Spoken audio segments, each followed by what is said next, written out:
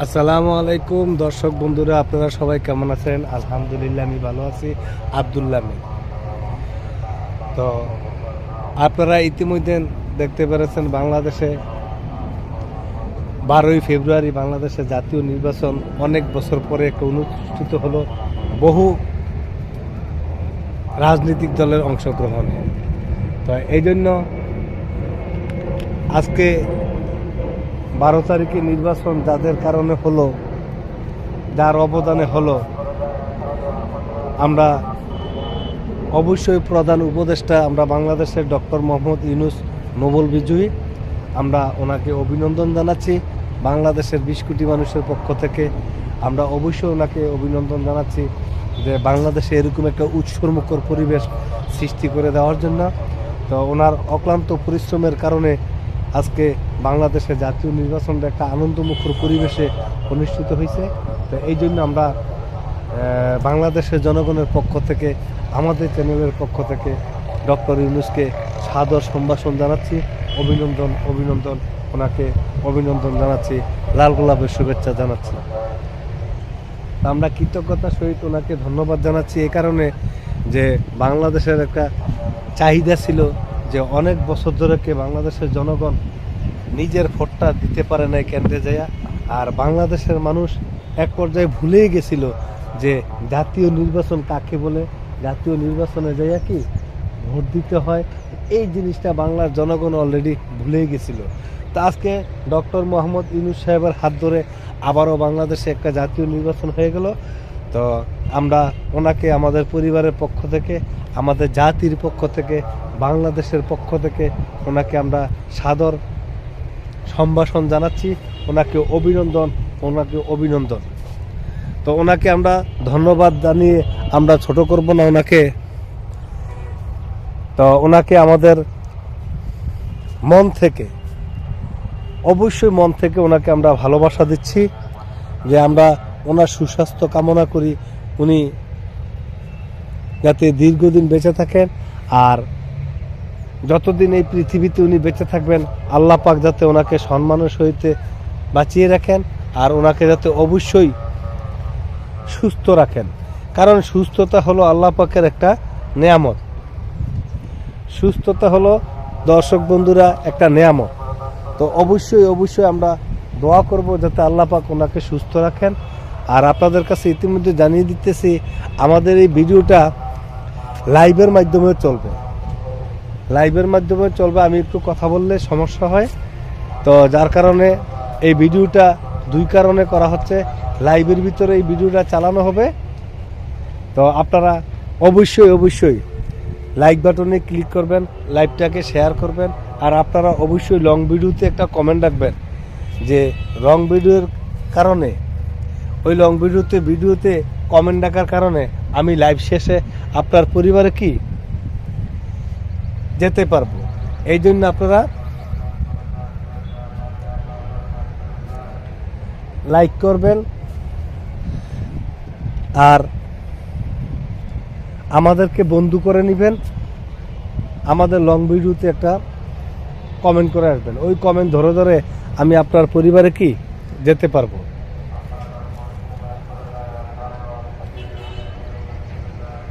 তো আপনারা যারা লাইভটা দেখতেছেন, আমাদের এই ভিডিওটা দেখবেন, আপনাদেরকে অবশ্যই আমাদের পরিবারের পক্ষ থেকে লাল গোলাপের শুভেচ্ছা।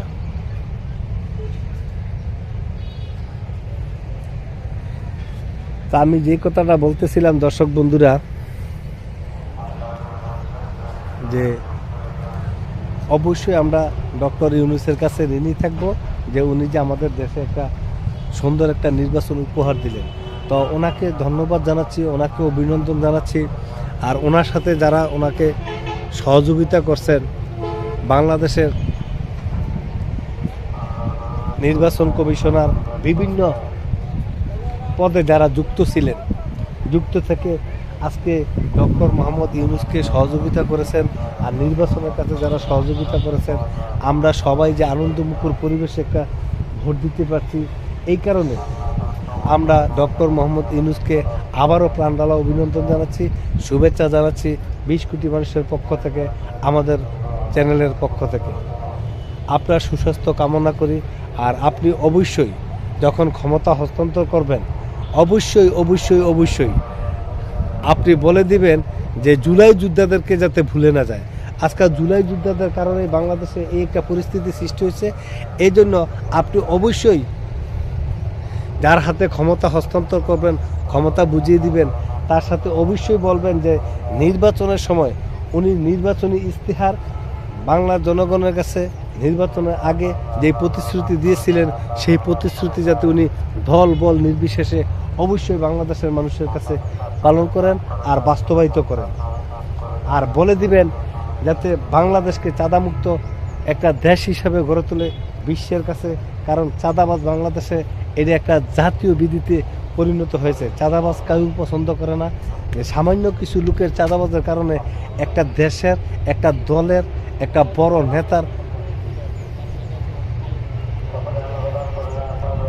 বদনাম হয়ে যায়, ওই দলের একটা বদনাম হয়ে যায়। এই জন্য বলবেন যাতে সামান্য কিছু লোকের কারণে, চাঁদাবাজির কারণে যাতে দেশকে ভুলে না যায়। আর অবশ্যই আপনি এই কথাটা আবারও স্মরণ করিয়ে দিবেন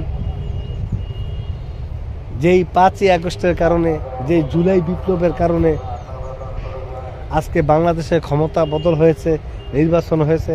যদি আবারও তারা ওই কাজে ব্যস্ত থাকে যেই কাজের কারণে, যেই ভুলের কারণে বাংলাদেশে জুলাই যুদ্ধ নামে একটা যুদ্ধ পরিচালিত হয়েছে, এই কাজই যদি আবার তারা করে তাহলে বাংলার জনগণ আবার সেই জুলাই যোদ্ধারা আবারও মাঠে নামবে, আবারও তারা জুলাই যুদ্ধ করে আবারও সরকার পতন করবেন, দেশ থেকে জালিম জুলুম অত্যাচার নিপীড়ন করবেন।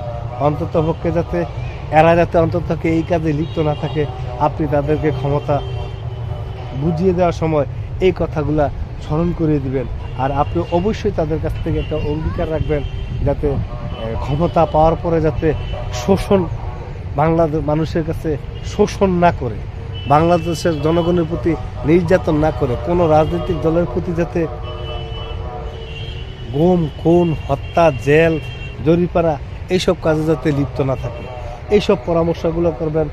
আর অবশ্যই অবশ্যই আপনি তাদেরকে একটা পরামর্শ দিবেন দেশটা কিভাবে চলবে, উন্নত বিশ্বের সাথে তাল মিলিয়ে আমাদের দেশের ভাবমূর্তি কিভাবে পরিবর্তন করা যাবে, আইন শৃঙ্খলা কীভাবে পরিবর্তন করা যাবে।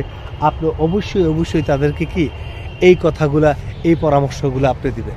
তা আমরা অবশ্যই অবশ্যই বাংলার জনগণের পক্ষ থেকে আপনাকে লাল সালাম জানাচ্ছি। ডক্টর জনাব ইউনূস সাহেব, আপনি একজন নোবেল বিজয়ী। আপনার জন্য অবশ্যই বাংলাদেশের মানুষের দোয়া ও শুভেচ্ছা থাকবে।